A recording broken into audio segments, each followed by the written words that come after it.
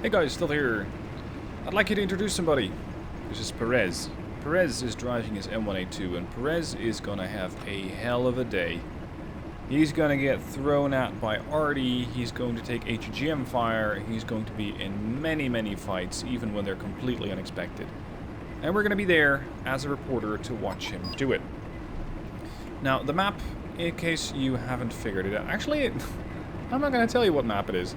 I'm going to keep the perspective pretty close as is, and see if you guys can figure out by the scenario, by the scenery, what sort of map we're actually looking at. Now, the unit, or the player that's commanding the M1A2 over here is Rabble. He has managed this M1A2 under the command of Perez, and he's going to be doing it well. Now, it looks like the North Korean Air Force from Vichy is not really taking kindly to a lot of the units over here and is looking to drop 2 tactical nuclear weapons right on top of all those units. Fortunately, those are very far away from Perez. They're not his concern, it's not his party, he doesn't have to be there. No, Perez has something else in mind. Perez is going after the units which have just been detected over here. And with an M256 gun or weapon system, that should not be a problem. Provided that the Salamander doesn't spoil anything. But that's what you have your trusty anti-air units for. Had your trusted anti-air units for, because it just went down. Now, Perez, don't leave without us, stay here. Perez is pushing up. And, okay, I'll zoom out a little bit. He's going to be operating over here on this flank of this map, at which point you should kind of know what we're dealing with here. He's taken some hits. So far, nothing too serious, but those ATGMs are coming in very quickly. And that means that dodging those is going to be pretty hard. Fortunately, the frontal armor of the M1A2 can take it. So for the moment, he's fine. His AA unit might not, however, be too fine. And he is going to be forced to fall back. Making matters worse, he doesn't have any recon. He's going to be relying just on the optics on the tank itself. And the optics on the tank itself are not really that good, with just medium optics. Now, he has taken some damage. He knows that the ATGMs were coming out of here. He knows that there was a tank fleeing the battlefield, a T-72. But is it safe to go back? Is it safe to drive this tank all the way back to base and get it repaired? Or would it be safer to look around and see if there is a logistics vehicle coming over here to help him? At this part, it's really not safe either. It's not safe to bring a logistics vehicle over, nor is it particularly safe to try and get away from this position. So he is just backing away, playing Farm Simulator in a very different way. This is not how we do it on the server that we have running for a while now. Although it would be effective to plow a field like this, I suppose. Anyway, wargame-wise, he's keeping his frontal armor towards the enemy, making sure that 22 points of frontal armor is protecting him from any stray ATGMs, be they fired from helicopters or planes or other threats. Now at this point we have another tree line behind us, or in front of us rather, and there is a French recon unit which should be holding the line, so that Perez and his M1A2 can either wait for repairs or get turned around and go back for repairs. And he's decided on the latter. Perez is going to take his tank back to the shop, where it's going to get fixed up. It's going to get cleaned off and hopefully get some more ammunition. Although, to be fair, it hasn't fired that much. So we are here at the FOB, just doing nothing, sitting for a while, and getting repaired. In the meanwhile, Red 4 is out in force. They have a load of units and they're all barreling down on the Blue 4 main spawn, which, other than Perez, really does not have a lot of units. Sure enough, there are some helicopters, there are some anti-air units, but what do you do with a helicopter against a quad, well, not a quad stack, but a whole bunch of BMPTs? Well, you can fly in 2 Hornets, which works, and the Hornets do take out one of the BMPTs and potentially some other stuff. But other than that, it is going to come down to Perez. So Perez is taking a position in the tree line. Its armor has not yet been fully repaired, but the engineers are working hard to make sure that the tank can keep fighting. There's the first kill. Looking for the next one. That BMPT looks particularly juicy, but also has a lot of armor. It's firing its autocannon all the way here. Reloaded. BMPT down. What else do we have here? I can honestly not make out what that is. SU-122-54. Not a match at all for something like Perez in his M1A2. There goes one SU-122. There's also BTRTs, which are exceptionally dangerous against against infantry, not against transports. They have a fair amount of armor for a transport at 13 points. So it's going to take a couple of rounds to take these guys down, although the closer they get, the more risky it's going to be for them to try and not expose too much side armor. And besides, there are plenty of units over here to kill. So now he's taking down a couple of transports, but unfortunately, the Russians are starting to bite back. They have a ATGM unit over there in the form of a BRDM-2 Conquerors M. That thing fires deadly missiles, 23 AP. Not something you really want to get too close to. And unfortunately for Perez, he takes a couple of hits and his stabilization gets knocked out. Which means that he is able to fire, but you'd better do it from a standstill position. When you do it from a standstill position, it has an accuracy of 99% currently, because it's firing at targets which are really close. And there goes another BTRT. Two more HGMs flying in, both narrowly missed the tank, although that was really close. Another one incoming. This one, again, flies right off and almost hits the camera. One BRDM-2 down. Reacquiring, and there goes the other one, who just got killed off a moment before by, I think, the AMX-30B2 Brennus over there, or the AMX-10RC. Anyway, the tank from Perez is mostly in one piece. Is close to a fob, so is close to getting repaired, and is still taking down targets. Because for some reason the Russians and their allies came out with a whole bunch of vehicles, but mostly transports. Not really a lot of tanks, which could have made the fight for Perez a hell of a lot more difficult. Now there is a quad stack of mortars off there in the distance, but don't be fooled by how close they appear to be, because there's a whole forest between them and Perez. Perez now smells blood in the water. This is Perez, get over here. He tries to get closer to the Tunguska to kill it, and does a very risky move right across the field. Almost exposing, well, actually mostly exposing side armor, which is 9 points on the M1A2. So it is really risky sitting over here. I'm hoping that Rabble realizes that very quickly, because if he exposes this side armor to the enemy, and a stray Su-27 flies in, or rather the Su-27M, or any other anti-tank variant of an aircraft, you're going to have one M1A2 less. For now, though, it seems that Perez is actually perfectly safe here. He fires one farewell shot at a bunch of Motostrelki, which are over there, but does not really have too many targets to work with. Fortunately, he does have a spotter to work with, in the form of an AMX-10RC, and their allies in the AMX-10RC-SB. Not really as much of a spotter, but just as good of a gun platform against enemy infantry. A couple of Navy SEALs are rushing ahead of Perez, also potentially spotting, but they might very well run into infantry, which could still be holed up in these buildings. Now zooming out a little bit, currently there's nothing really to see, except for the Tunguska. How close do you want to get? How much do you want to risk getting that Tunguska? At this point, I would say the Tunguska is not really a risk, because currently they're not operating helicopters, they're not operating airplanes. The area is relatively safe. So let's just try and get the infantry dislodged first. Unfortunately, the Ranikos seem like they made this place their own. The Navy SEALs get taken out extremely quickly. And while the M1A2 did get 1 or 2 shots off in the infantry, it was not a lot more than that. There is more infantry on the way. The AMX-10s are still close, but not really too close to the town to get hit by the infantry. Although there do appear to be stray HGMs flying around. Probably courtesy of the BMP-3 over there. The AMX-10 does take it out, but the HGM still manages to impact the vehicle, and they both die at the same time. Perez, at this point, a little worried about some vehicles having been taken out, and potentially having taken some damage, although nothing really serious, is just considering what his options are. Do we really want to stay here? Do we want to push out? Do we want to attack on another flank? What's the plan?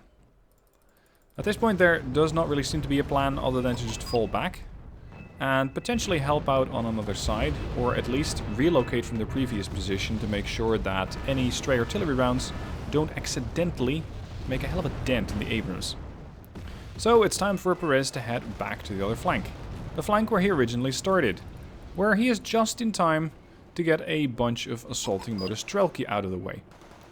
The Modestrelki were only going to get stopped by one lonely cavalry scout and an artillery unit in the form of a mortar. But now that the M1A2 is here, they are not really going to be pushing up anytime soon. There is also an ATGM unit on the way, but I imagine that might be too far for Perez. Although, if they can kill it right now while they're not quite in position, they might be able to take it down before they become a threat. Now, damage done. Perez once again relocates away from his previous location to make sure that he does not get any unlucky hits, either from artillery or airstrikes. And he's just perfectly happy, perfectly content to just sit here for a while. Maybe making some coffee, getting some hot dogs. Although, to be fair, well, maybe they have some hot dogs in the town. I don't know. We'll just have to see. For the moment, not really any opportunities for the M1A2 to do a whole lot of work. Sure enough, this open field here would be lovely, but you don't quite know how many ATGMs there are hiding in these stray forests and these bushes here and there. So let's not risk it, because there's no real reason to push up. A Jupiter is trying to push up. Cavalry scouts are also on the edge here, trying to spot stuff as it comes in. And they have spotted a Wilk, T-72M1. Wilk, being a medium tank, 15 frontal armor, 9 side, 18 AP and 50% accuracy, but with the same the same distance, the same range as the M1A2. However, as they say over here, let them come to us. You don't have to push, Blue 4. You don't have to push. Rather, you probably don't want to push, because Red 4 controls most of the map, and that means a lot of income.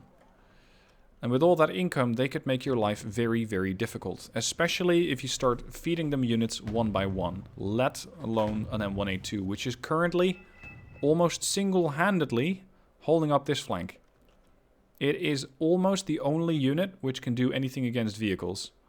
The Marder 2 could do something against transports, if it recovers from its panicked state. But aside from that Marder 2, there is really not that much that can pose a threat to enemy tanks. Now, Red 4 is trying to scout out against Blue 4, checking out all flanks. They're checking over here with a couple of helicopters.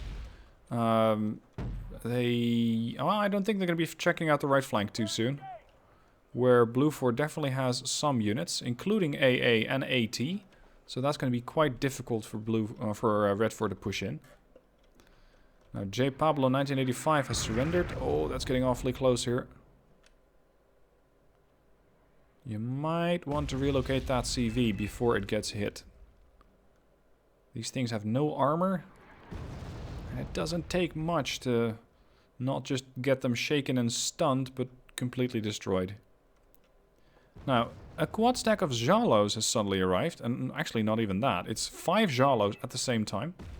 Very interesting target for the M1A2. But there was a tank here somewhere. There was also an ATGM team in here somewhere. And there is a group of Panzerjägeri which are trying to push up. And that Appalachian is not something you want to try and have a look at up close. They try to potentially make it to these buildings, just seeing how far they can go, which I like. I always like to push to contact. They might have the same idea with the Jalos.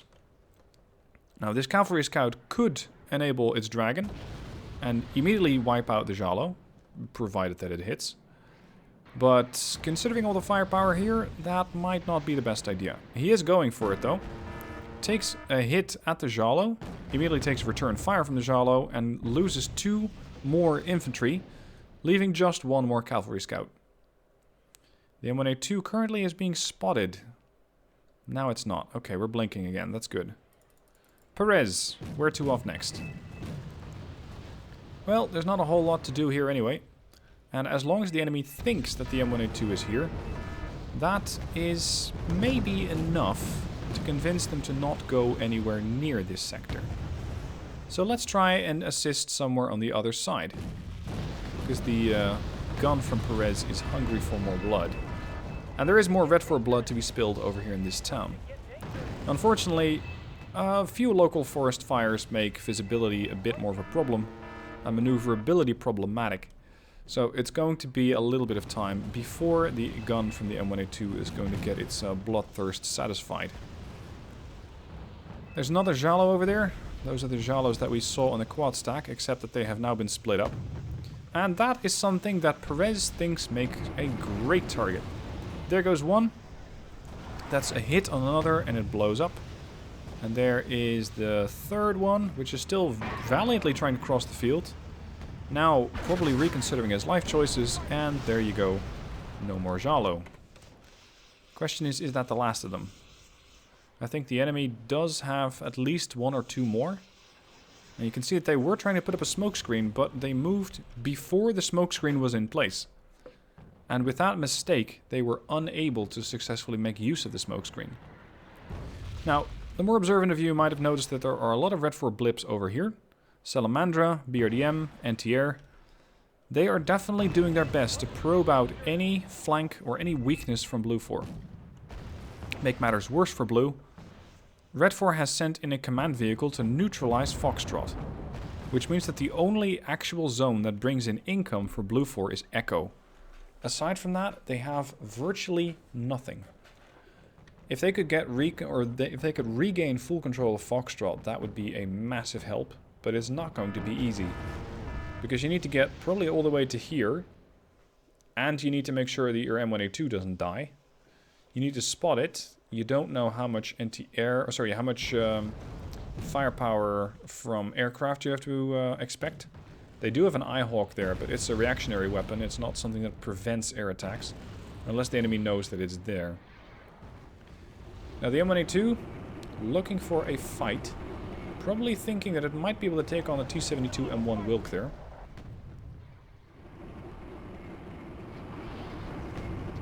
Stalking its prey.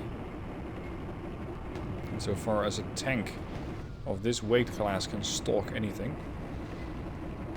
Go to the edge of the forest. Not yet. There we go. Acquired. Hit on the Wilk. Oh, there goes the HEGM team. Unfortunately, it doesn't do too much damage. The Wilk has withdrawn. Down to 4 out of 10 hit points. So it's no longer that big of a threat, and it will probably reconsider whether it should be going on the offensive or not. You don't necessarily have to kill it, you just have to make sure that it doesn't go on the offensive at the moment. And Blue 4 still has other concerns. They have some lighter tanks, slash medium tank, the Brendryen over here. Aside from that, there is some light firepower in the sense of the AMX-10 RCs, which are all in concealment, and that might be because they're hunting wabbits, as the, as the username says. So we're going to be very quiet around these guys. The M1A2 from Perez, that's really the only heavy tank that they still have left. I'm not sure about Blue 4 air power, and I'm not sure about their willingness to actually use it, because Red 4 probably has a lot of anti-air currently positioned around this sector. Red 4, however, is 1,000 points behind. They're on 33.95 versus Blue's 43.55. And that's despite having all of these sectors. They have 6 sectors that are generating income versus Blue's 1.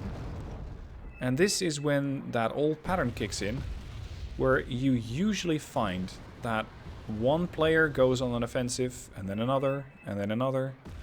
And these small offensives can get stopped by the M1A2 or any of its compatriots. A massive coordinated attack is not that easy to stop. So what's happening right now is that Red 4 is just feeding Blue 4, bit by bit by bit, and Blue 4 is happily gobbling it all up at 4,400 points versus 33.95. Now at this point, not too much going on. Red 4 is definitely doing their best to probe, seemingly building up forces, checking out on the left, checking out on the right, looking down the middle over here. But those two T-72s, they seem to be getting rather close. The 1987 variant carries a punchy gun, has a good amount of reload, it has the Sphere HEGM, it has a good amount of frontal armor. It's just a solid all-round tank of 110 points. And there is really not that much that can oppose it. Maybe a Brendryen, maybe an AMX-10 RC if it gets a side shot. But these things are not really in a position to get side shots because they're the main attraction right now. So these tanks have oriented their armor towards the enemy, which is towards the AMX-10 and towards the Brennus. So it's up to Perez to try and stop this. Unfortunately, Perez has not filled up on gas recently. He's down to 480. And Abrams generally are hungry beasts. 460 out of 1900. The tree line is obscuring sight. And this smokescreen plus accompanying napalm is not really helpful in order to get closer to these things. But, well, we're gonna have to. So, might as well drive through. It might get a little warm in the tank, but so far, Perez doesn't care. He's perfectly calm. It's nothing he hasn't seen before. Getting closer to the tanks, but not yet able to see all the tanks, as there is a lot of smoke being put up. And it's not just smoke, it's also HE. Fortunately, we have cleared the smoke screens, and now we have an eye on this tank. There goes one. That's 110. There's a T-55 there as well, but once again, more smoke's coming in. It's very hard for Perez to see. If only these tanks had infrared, that would make it a lot easier. Machine gun opening up on an overflying Mi-2 recon helicopter. Accuracy, of course, leaving a lot to be desired, because that's not exactly what these things were designed to do, from what I recall. Now, I'm not sure about the other T-72. I know that one of them is dead, but this fob looks awfully red. So Perez might have to go over there and inspect it and take it back. First, though, gas station time. This thing ran down to about 190 points out of its 1900 points of fuel, so it only had 10% left. Blue still has 5,000 points out of 6,500. 5,400, okay, if you want to be exact. If they can survive for 5 more minutes, they can win. That should be doable. Provided that Red doesn't push in too aggressively. If Red goes in for a helicopter offensive right now, you're dead. It's going to be very, very difficult. If Blue 4 only relies on the PIP-3 and the Crotal, then they might be able to shoot down some helicopters. Oh, and there's an AMX-13. They might be able to shoot down some helicopters, but not a lot. So a helicopter offensive right now would be crippling. Fortunately, it seems that Red 4 is just too busy, once again, soloing attacks. There's a T-80UM in a book. We still have that Wilk over there, which has been repaired a little bit, but nothing serious. There could be artillery players on Red 4's team, so not actual frontline players. And overall, Red 4 is just throwing the game. They had such an income. They had so many points. And yet, they're losing this fight. Now, there's another couple of tanks which are inbound.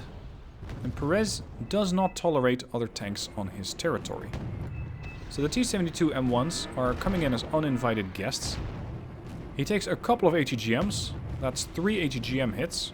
Unfortunately for the ATGMs, the M1A2 Abrams has a lot of armor and does not really care about your ATGMs. And once again, with the kill on that T-72, Perez is the biggest dog in the field, having taken down other tanks. And now it's just going back to plowing more farms, plowing more fields, and getting back to your full amount of armor. The FOB, however, does not have too much left, but it should still be sufficient to get the M1A2 repaired. 3 minutes left, or 800 points, depending on what happens first. Red 4 is still trying to push, and they have now taken complete control of Foxtrot. Blue 4's units are still, well, alive, mostly. Some of them have taken some damage, some more than others, like this Mancati. And there's a T-80UM on approach. Unfortunately, there are no HEGM units, but this one HEGM Milan F3 team over here on the left. So maybe it's time for Perez to once again relocate and try to prevent that push from the T-80UM and its accompanying T-72 M1 Wilk. Perez has heard the call, and Perez is going out again. That seemed like anti-air firepower, potentially from the AMX-13. Where are the tanks? Oh, the tanks are already getting threatened by the longbow from Rapture. Now, what blew up there? That was the Wilk. Where's the T-80? Where's that UM? Oh, crap. Red is now coming in with a big bomber. It's an IL-102. And the anti-air is on the receiving end of it, and so is Perez. Now, Perez doesn't care about napalm, but airstrikes, especially airstrikes with that level of bombing run, well, they tend to shake him up a little bit, so he's a bit panicked. Still, Perez, being an elite tank commander, despite being panicked, still has an accuracy which is greater than some tanks which have a base accuracy. And he is looking to get the kill on that book, trying to avenge the kill on his friendly anti-air. He did get the kill, but I'm not sure if it was actually accredited to him. It might have been the ATMG team over here. Now he's falling back a little bit. There's just 90 seconds left on the clock, or 170 points, whichever happens first. Panzer Jägeri trying to push in. It looks like Red is now trying to throw everything on Blue. And if I zoom out a little bit, this is all that Blue has left. Not a lot. They still have some units over there, an automatic, M41DK, Fallschirmjäger, sorry, Vollskarmjäger. But that's it. There's no more. It is so incredibly poorly protected, this whole area. And they have run out of concealment, aside from these few tree lines, that they just have to hope that the clock runs out. Or that they can score 35 points. And they will get the 35 points. They just need 5 more points, and there you go. They got it. So despite Red 4 having conquered the whole map, they were able to get everything. They were able to take everything. Red 4 was able to take everything. Blue 4, not so able to take a whole lot of stuff. But at least fall back while doing a whole lot of damage. Rabble, with the M1A2. 1360 points, 490 points in losses, 454 command points. Now, if we look at the kill list, the BMPTs that were doing the push initially, SU-12254s, again, that's the same group as the BMPTs. BTRTs, same flank. Napalm Tu-55, Afghansky, Sapari, and the Jalos from the left flank. The T-72s from the right flank. The 1987 that he got between all the smokes. Perez has seen it all. And Perez has survived it all. Unfortunately, the same cannot be said for some of his allies. He did lose a couple of his friends in the form of the LV-25, the Navy SEALs, the Canadian Rifles, another scout, a combat scout, and finally the cavalry scout. Oh, sorry. Finally, actually the command vehicle. His command vehicle got taken out. Still, Perez did a whole lot of damage, and I would say Perez did enough to avenge all of his friends. Let me know what your thoughts are down below in the comments about that. I hope you enjoyed this hero replay unit or hero replay video. They're pretty rare, because I don't get a whole lot of units like this, or rather I don't get a whole lot of replays like this where units just survive for a long, long time. If you have one, then please send it in. Make sure you highlight that element of the video or of the replay. So write in the description that this is a hero unit replay. And specifically what unit and ideally what name I'm looking at. Because sometimes I've had people send in a replay where he says, look, this T-72 survived the whole battle. And then he has 8 T-72s and I have to find out who actually survived and who died. So give me a unit description and a name. They all have their own name. The more interesting, the more likely it is to get featured. Thank you guys for watching. I hope you enjoyed Perez's war and that Perez will be remembered as the hero that he is. Thank you guys for watching. I shall catch you soon for more videos.